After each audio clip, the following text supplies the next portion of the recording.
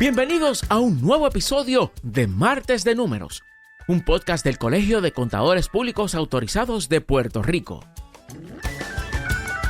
Las declaraciones aquí vertidas son para propósitos educativos exclusivamente y no tienen como fin ni deben considerarse como una consulta contributiva, legal o de contabilidad. Cualquier consejo que esta grabación contenga no ha sido considerado o escrito para ser usado y no puede usarse con el propósito de evadir penalidades que puedan imponerse al amparo del Código de Rentas Internas o de cualquier disposición contributiva local, estatal o federal. Soy el CPA Javier Hernández, presidente del Comité de Empresarismo, y hoy estaré con ustedes discutiendo un tema esencial para los emprendedores. Cada día son más los puertorriqueños que emprenden una aventura de comenzar su negocio, pero a veces ese comienzo es difícil y mantenerse puede aún ser más retante.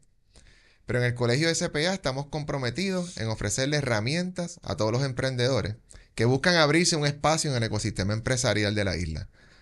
Por eso, hoy me acompaña el CPA y amigo Wilberto Lugo, fundador de la firma Lugo Mender Group, y quien nos hablará de sus experiencias trabajando con emprendedores de todo tipo y su experiencia también manejando casos de aquellos que no les fue muy bien, lo que vamos a capitalizar sobre esa experiencia. Bienvenido, Wilberto. Gracias por estar aquí. Gracias por la invitación y como siempre un placer asistir en la gestión que pueda llevar el colegio de CPA, al cual tanto valoro y que tantas cosas buenas me ha traído.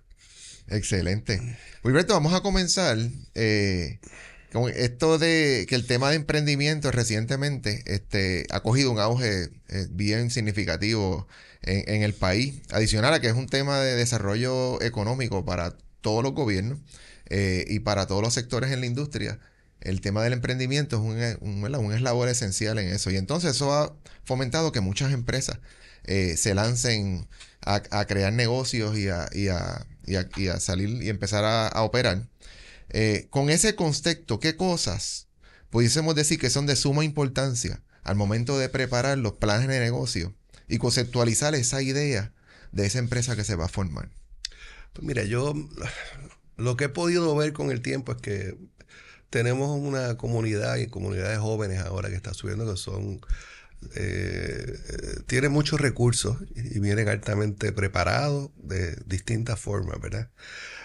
A veces pues yo creo que el comienzo tiene que ser, uno tiene que como futuro emprendedor tiene que comenzar tiene que visualizarse y poder reconocer sus virtudes y capacidades, ¿verdad?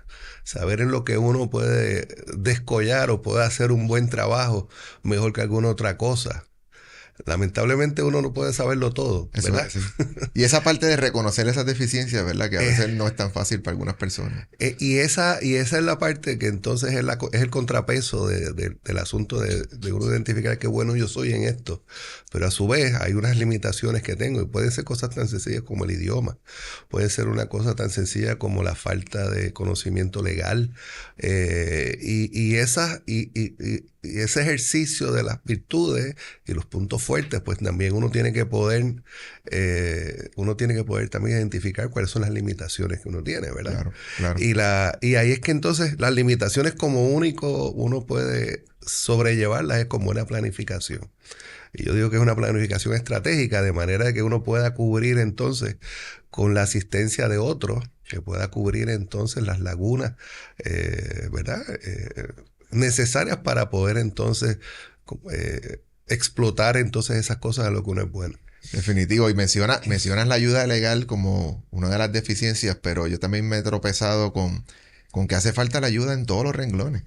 Y muchas veces los empresarios deciden emprender y empezar con este proceso de preparación de sus planes y conceptualizar la idea, y nunca pues buscan la ayuda de un CPA para poder saber la parte de las proyecciones económicas, la parte de los riesgos, las lagunas operacionales que pueden surgir en el negocio, las proyecciones de flujo de efectivo y demás.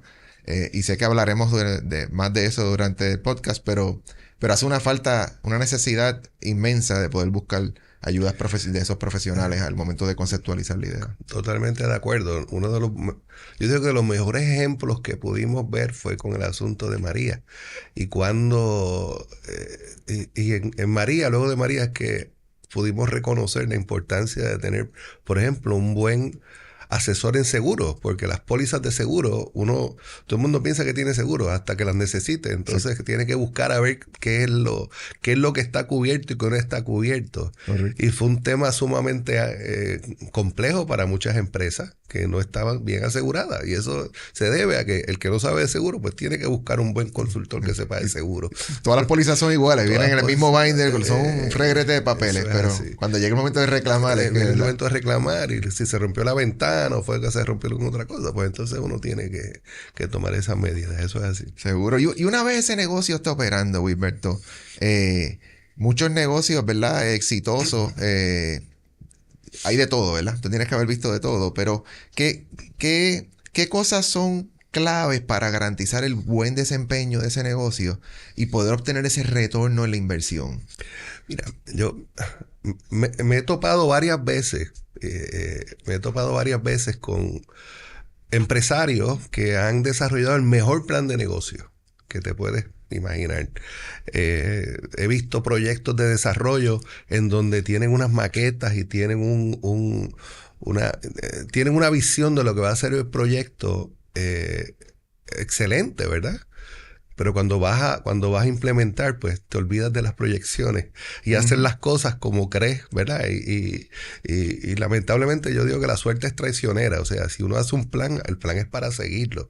Sí. Y mucha gente, pues, desarrollan un buen plan, pero cuando van a ejecutar, pues entonces empezamos a poner parchos y ponemos a desviarnos de lo que es el objetivo, ¿verdad? A veces hasta la fase de cómo se hacen las cosas. En eso los ingenieros son muy estructurados y aún para el manejo de mis casos más recientes y más si son casos más complejos, pues he tenido que recurrir a modelos de ingeniería, las famosas charts estos de Gantt, que las estamos utilizando en las planificaciones de los trabajos y más que nada a ver lo que el asunto de cómo se corren desde el punto de vista de tiempo crítico, qué ponemos primero, qué ponemos después, ¿verdad? Definitivo. Y lo mismo ocurre que si empezamos mal a montar el andamiaje del negocio, pues vas a quemar recursos de más, porque quizás vas a hacer algo y vas a utilizar un dinero que quizás un efectivo, que no es ilimitado,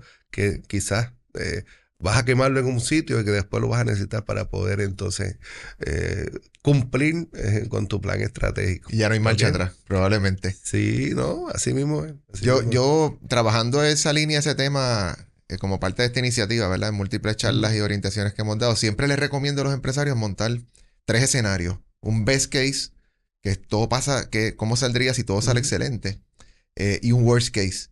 Y el del medio, pues, es el ideal, ¿verdad? El que va en el plan de negocio. Pero siempre les recomiendo prepararse y hacer el ejercicio de qué pasaría si esto no sale.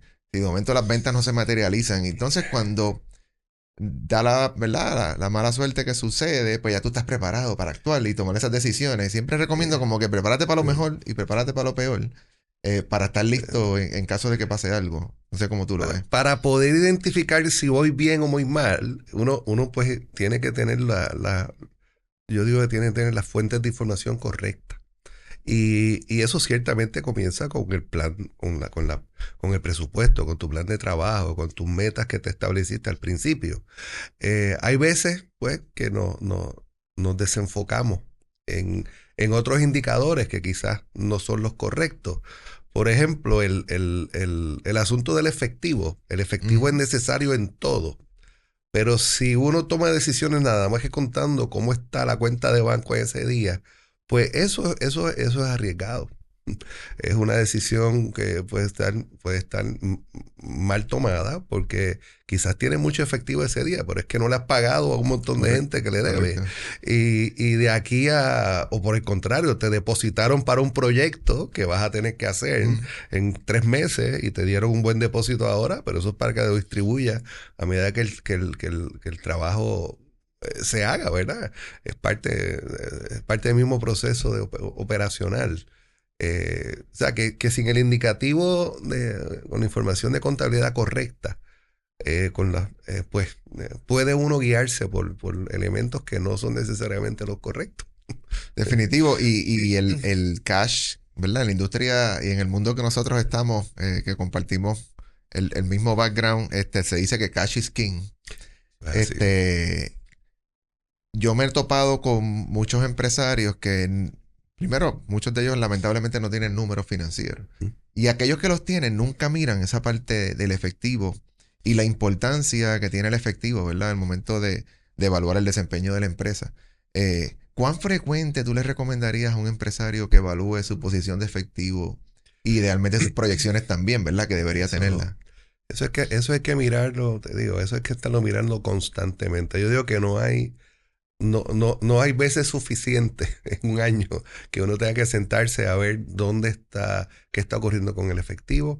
Y esto se complica ya en época estos años más recientes, porque es que el asunto del financiamiento cada vez está más escaso.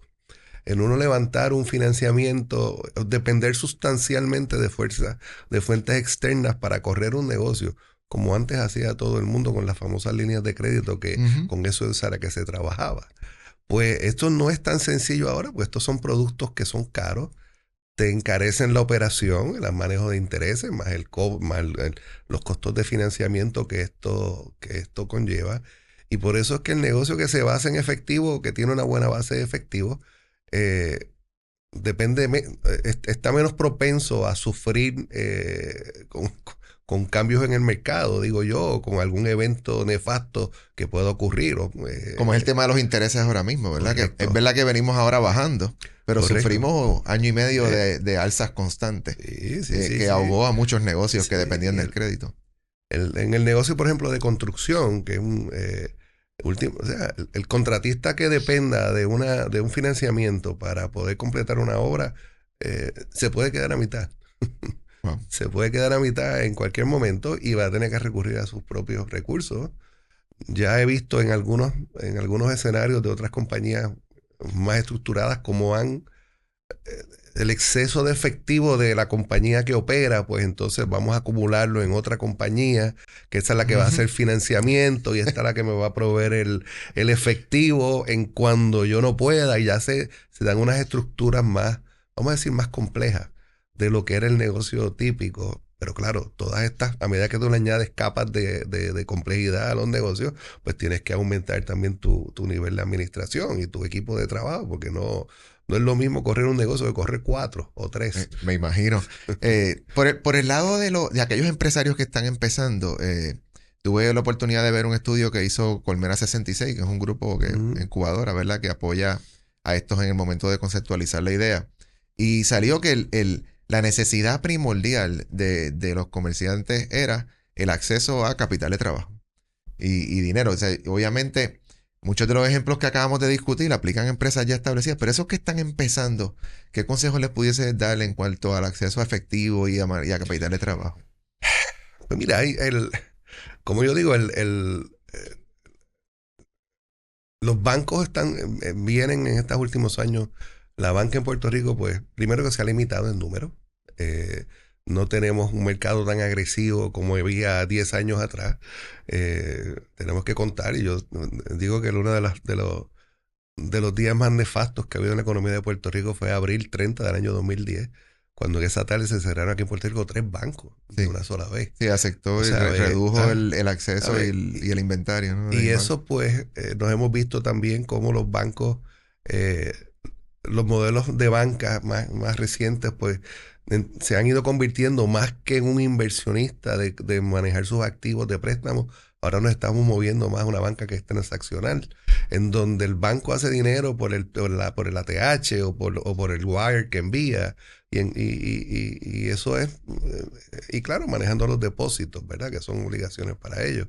Pero ciertamente las fuentes de financiamiento están limitadas. Por otro lado, estoy viendo mucho interés, mucho apetito de estos fondos de inversión.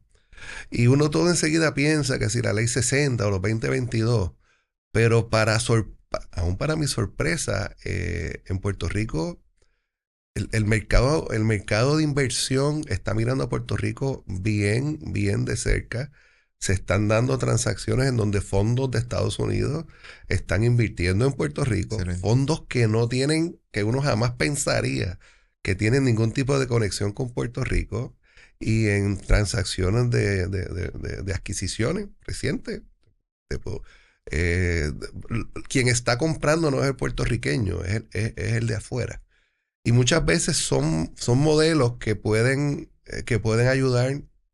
El que invierte no quiere el negocio, lo que quiere es el profit. El retorno.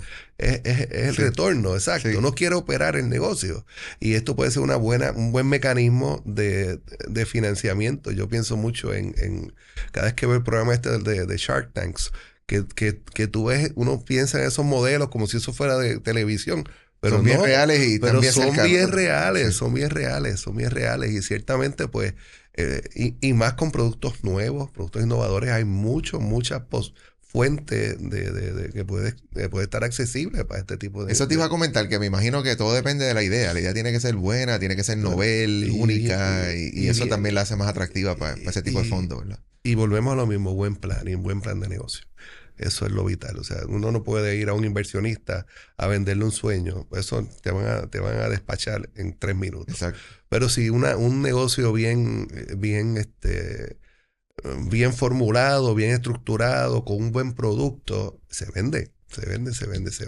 Gilberto, tú llevas un tiempito asesorando empresas de todo tipo, empresas que le ha ido muy bien y pues, lamentablemente aquellas que no les fue tan bien. Yo soy partícipe de aprender del fracaso y hacer un approach de lessons learned y tomar la experiencia de aquellos que lamentablemente no les fue muy bien y transformarlo en algo positivo para aquellos que están empezando su negocio en un momento dado. Considerando todo ese tiempo y lo abarcador que puede ser el universo de negocios que has visto, ¿qué errores comunes tú has visto en esos casos que lamentablemente no les fue muy bien? De manera tal que aquellos que van a lanzarse ahora y están viéndonos y sintonizándonos en este podcast puedan coger esos consejos al momento de comenzar. Mira, lo principal, y esto yo creo que esto es un elemento, un ingrediente que lo vas a ver yo te diría que el 80% de los casos. Que son, y hablando ya de fracasos, o sea, por lo menos vamos a hablar de fracasos en la medida que el negocio no salió como uno esperaba y que... lo primero es la falta de información confiable. Si no, o sea, tú no te imaginas el montón de negocios que yo he tenido con ventas de 15, 20 millones de pesos que todavía están corriendo contabilidad no quiero, ¿verdad? Sin vender ningún programa, pero de esos que están en la nube, sí, ¿verdad? Sí. Que, sabemos. Sí. Pues, ¿sabes? Y te lo dan gratis a cambio de que pasen las transacciones de tarjeta con ellos. Y entonces,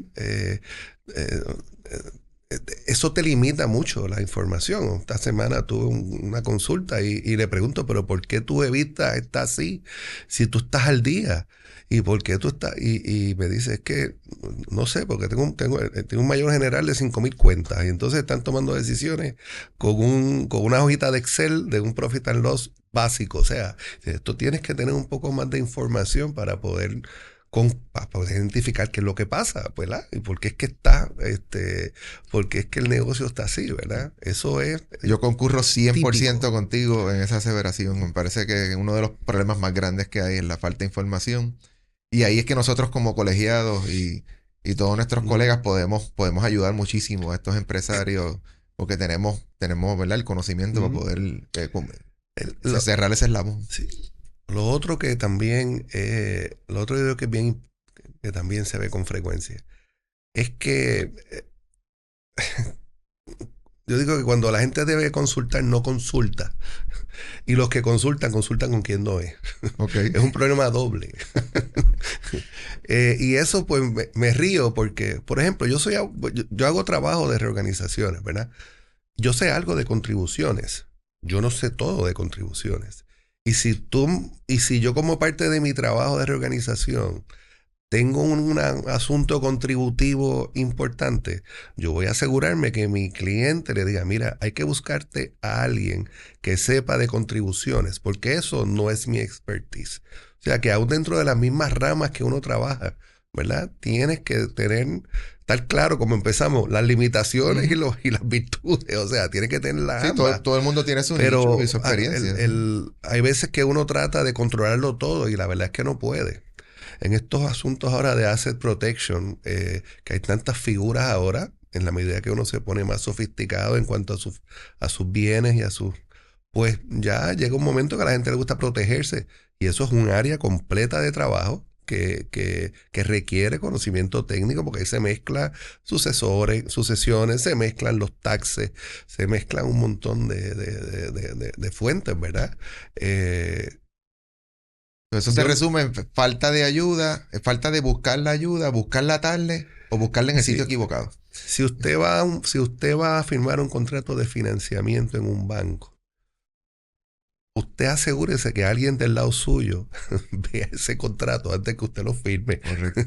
Porque es lamentable cuando uno tiene que asesorar a alguien ya en un momento de problemas financieros o problemas con el banco, pero cuando uno pega a ver todo lo que firmó, dice, ven acá, pero es que aquí ya, ya, como me dicen, es que voy a perder mi casa. Y dice, no sé, es que la casa tú la perdiste cuando firmaste esa hipoteca. Exacto. Hace 15 años. Exacto. Que la diste en garantía.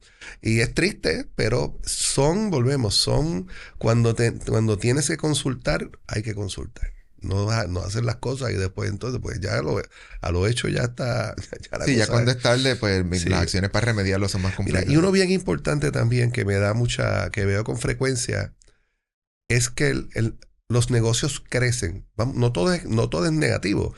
A veces que los negocios son muy positivos y se van por encima de las expectativas. Y aumentan y se disparan y vamos a ir a otra tienda y ahora somos 3 tiendas o tengo 3 locations. Pero la parte de administración no aumenta. Entonces te quedas manejando un negocio de 10 y lo quieres, con esos recursos, quieres manejar uno de 100. Y el crecimiento tiene que ser, tiene que ir a la par. O sea, no puedes exigirle a alguien de recursos humanos que te maneje a una nómina de 10, a uno que tenga 100, con todo ese tipo con todas las cosas que... Y yo creo que todos nosotros hemos visto eso en uno que otro restaurante que a lo mejor nos gusta, que de momento le va tan bien. Compran el local de al lado, expanden las operaciones y en 2 años ya no están operando. Sí. Pero el asunto es... Por otro lado, en los negocios exitosos, pues, por ejemplo, ahora en el asunto de los hospitales. El modelo de los hospitales en Estados Unidos está pasando lo mismo que en Puerto Rico. Estás viendo que los hospitales, instituciones hospitalarias, que sean los que trabajen o solos o que sean pocas instituciones, pues se están consolidando, se están fusionando. Aquí en Puerto Rico ha estado pasando también, porque ¿qué ocurre? La estructura que se requiere para correr un hospital es compleja, con tanta reglamentación, tantos asuntos de policy con el gobierno. Es una serie de funciones que tú tienes que tener una estructura para cumplir con todo el mundo. ¿Y qué ocurre? No puedes tener esa estructura 10 veces. Ahí, por ejemplo, pues sí, tienes que tener una buena estructura para correr y mientras más recursos tengas y más ventas tengas y más servicios tengas con una buena estructura, pues entonces así como único puedes manejar, puedes aumentar tus ingresos. Tremendo. Y se forma mucho negocio familiar, Wilberto. Y muchos emprendedores que están pensando en sus ideas, tal vez su idea es insertarse en el negocio de su padre o de su familia y mantenerlo corriendo. ¿Qué cosa le puedes decir, qué consejo se le puede decir a esos empresarios de negocios familiares? Ese es un tema bien caliente estos últimos 2 años. Y es que yo lo relaciono por la cuestión, por ejemplo, del COVID. Yo creo que toda persona que pasó por este evento ¿verdad? Tan distinto, viniendo de una tormenta, un huracán que nos tuvo 2 años, ¿verdad? Todavía tratando pues esta combinación de eventos, ¿verdad? Pues le abrió los ojos y la mente a mucha gente, que ya la gente no quiere estar hasta los 70 años trabajando y ya están buscando a ver, oye, yo estuve 2 años metido en casa, esto no estuvo tan mal, déjame ver cómo... Porque había mucho dinero gratis, ¿verdad? También. y también mucha gente que está buscando, ya están viendo y dice, mira, ya yo voy a cumplir una edad, ¿para qué yo voy a seguir matándome con esto? Quiero monetizar mi inversión y que venga alguien y ahora es que para que yo quiero cogerlo más suave. Y claro, la función familiar es qué mejor, qué orgullo más grande para un padre que el hijo o la hija se queden en los negocios, ¿verdad? Pero no está pasando. No está pasando. No está pasando. no está pasando y ese pase de batón generacional, La sucesión. esa parte de sucesión no se está dando. Y por eso es que estás viendo tantas ventas ahora de negocios grandes en Puerto Rico. Porque dice, papá ya no quiere salir de esto, los hijos tienen otro plan y quizás quieren tener su propio negocio, o sea, no quieren seguir haciendo lo que hace el padre, ¿verdad? Lo cual es razonable. Y por eso es que ves estas ventas Tremendo problema reciente. Wilberto, redondeando esta conversación, si Wilberto fuera a montar un negocio hoy, ¿qué 3 cosas principales tendría en consideración al montar ese negocio? Bueno, pues mira, lo primero... Apunten nuestros oyentes, apunten que ahora es que se pone bueno. Lo primero, ahora yo digo que hay que hacer un buen plan de negocio. Ya la improvisación funciona muy pocas veces, ¿sabes? Y la realidad es que uno tiene que sentarse, ¿sabes? Y hacer el plan de ruta para lo que vaya a hacer. Porque el margen de fallar aumenta y los errores son más costosos. Y si uno no hace las cosas bien estructuradas, pues es posible que termines en un negocio en una calle sin salida, que después no vas a poder dar para atrás. Eso es vital, ¿ok? Si haces unas buenas proyecciones, hay que estudiarlas y ver por qué entonces el negocio o salió muy bien o salió muy mal. Correcto. Si hay veces que salir muy, muy, muy bien puede ser también un problema, porque tú planificaste de una forma, te coge desprevenido, ¿no? Te coge desprevenido, entonces ahora tienes que ponerle a pensar en las contribuciones. Exacto. O sea, entre otras cosas. Pero entre otras cosas. O sea, esto puede ser una obra de doble filo. Y sí, el asunto de la planificación y el monitoreo del negocio. Y hay muchas veces que uno no lo puede hacer. Si yo estoy en el tribunal o estoy con un cliente, pues hay que uno tiene que delegar que alguien haga eso. Y alguien tiene que estar a cargo de ver que esa contabilidad se haga. O sea, cuando no saben lo difícil que es yo pedir un estado financiero para poder ir a una reunión con un banco y que me dicen que la contabilidad está hecha hasta abril. Y oye, estamos en octubre, o sea, ¿cómo yo voy con números de abril? Total, yo me río porque es que lo encuentro demasiado, lo escucho demasiado y se repite y se repite y se repite. Sí. Wilberto, si llevaras ya 3, 5 años operando, ¿qué consejo le darías a esas personas que ya tienen unos negocios ya establecidos, están operando y tal vez están teniendo sus situaciones o quisieran crecer? ¿Qué recomendación le darías? Mira, yo creo que como lo había mencionado ya, la cuestión de tener la estructura adecuada, en estructura administrativa. Yo te voy a dar un ejemplo sencillo. O sea, crecimiento generalmente conlleva más gente trabajando. Y los problemas laborales o los issues laborales en un país como Puerto Rico son complejos. Y tú carecer de un especialista en asuntos laborales te va a pasar factura. Cosas tan básicas como que nadie piensa, yo no pensaba en eso hace 20 años, un manual de empleado. Uh-huh. Eso es una cosa que nadie pensaba en eso, pero eso es enteramente necesario y más ahora que se combina tanto trabajo remoto, que hay tanta...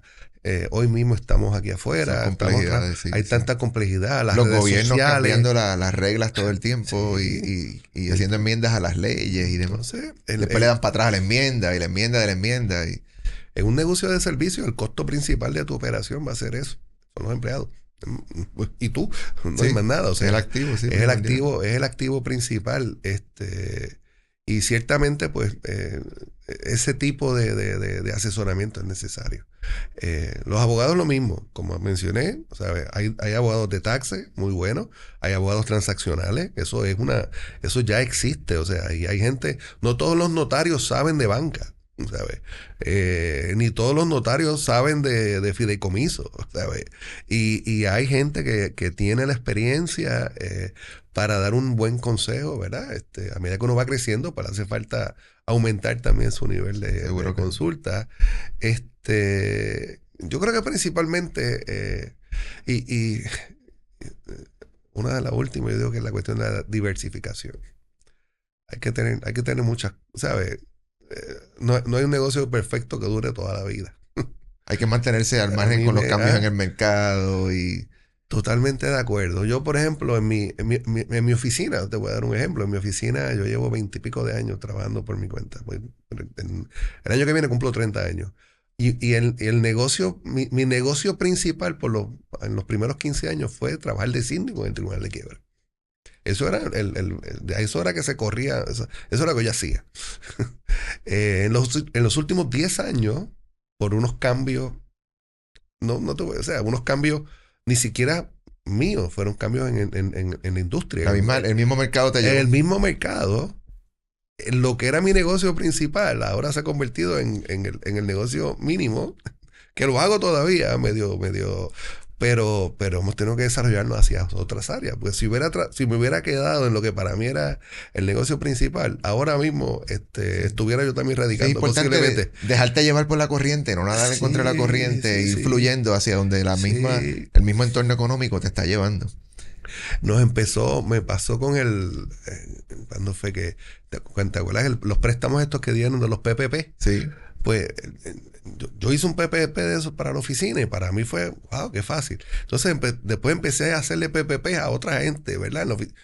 A otros clientes y todo el mundo loco de contento. Y yo mandaba la factura y me mandaban todo y me pagaban, o sea, con una cosa que era estrictamente transaccional del momento, porque eso fue una ventana, eso no fue que esto va a ser de todo momento. Yo tengo un ejemplo del 2011, conservo el recorte de periódico cuando el Nuevo Día publicaba los domingos el revista de negocios. Y sale que Blockbuster apostaba en aquel momento a que la gente iba a seguir insistiendo a ir a buscar la película a la tienda y todo lo demás. Y tengo el mismo recorte periódico 2 años más tarde diciendo que Blockbuster cierra en Puerto Rico. Sí. Como una empresa se quería aferrar a nadar en contra de la corriente cuando la tendencia ya en ese año era totalmente hacia streaming y otras cosas. Y definitivamente es un buen consejo. Y lo último es la tecnología. Hay que estar ahí en la tecnología. ¿Sabes? Nosotros, por ejemplo, en el trabajo legal que yo veo ahora, ya ahora, las mociones ahora, hay que tener cuidado porque hasta ahora te escriben, el oponente te escribe ahora y ya tú sabes que eso viene por inteligencia artificial el documento. Y contra esa nadie puede, ¿sabes? Sí, o sea, eso hay que insertarse o te insertas o te... Correcto, y tienes que aparecer, pues esos son recursos que tiene tu adversario, que tú si tú no los dominas, pues estás peleando con una mano más atrás, o sea, y son cosas tan sencillas como esas. Esta misma presentación, pues, esto es el contenido que se ofrece aquí. Mucha gente quizás no le hace caso, pero el que le hace caso, háganle caso, amigos, va a tener ventaja. Porque esto vale mucho, ¿verdad? Si van a tu oficina y se sientan ahí, aprovechen. Seguro. Yo creo que eso sería más o menos lo principal. Wilberto, agradecido por compartir con nosotros en esta sesión de Martes de Números. En el día de hoy estoy seguro que esta información que transmitimos hoy ha sido de gran valor para todos nuestros oyentes que están en el proceso de montar su negocio o desarrollarlo y llevarlo a otro nivel. Así que los exhortamos a que se suscriban a este podcast y nos sigan en las redes sociales, donde le esperamos pronto en algún otro episodio de Martes de Números, que estaremos manteniendo la recurrencia en estas grabaciones para seguir informando a nuestro público. Muchas gracias. Gracias, Wilber. Gracias por escuchar este episodio de Martes de Números, un podcast del Colegio de Contadores Públicos Autorizados de Puerto Rico. Las declaraciones aquí vertidas son para propósitos educativos exclusivamente y no tienen como fin ni deben considerarse como una consulta contributiva, legal o de contabilidad. Cualquier consejo que esta grabación contenga no ha sido considerado o escrito para ser usado y no puede usarse con el propósito de evadir penalidades que puedan imponerse al amparo del Código de Rentas Internas o de cualquier disposición contributiva local, estatal o federal. Conexión a Internet para este podcast provista por nuestro auspiciador, Aeronet.